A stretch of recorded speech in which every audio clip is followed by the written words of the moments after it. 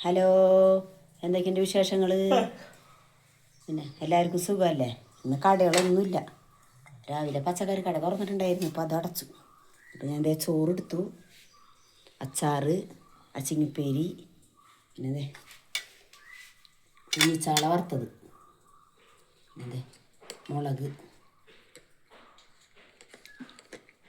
ചൊറുക്കയിലിട്ടത് കേട്ടോ, കോരിയിട്ടും കിട്ടണില്ല.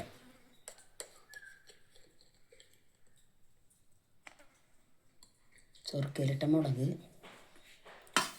പിന്നെ ഉള്ളിത്തീയിലുണ്ട്, പിന്നെ ഉണക്കയില വറുത്തതുണ്ട്, ഇന്നലെ വറുത്തതാട്ടാ.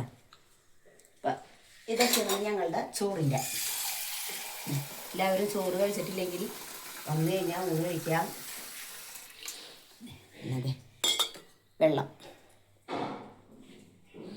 Okay, bye.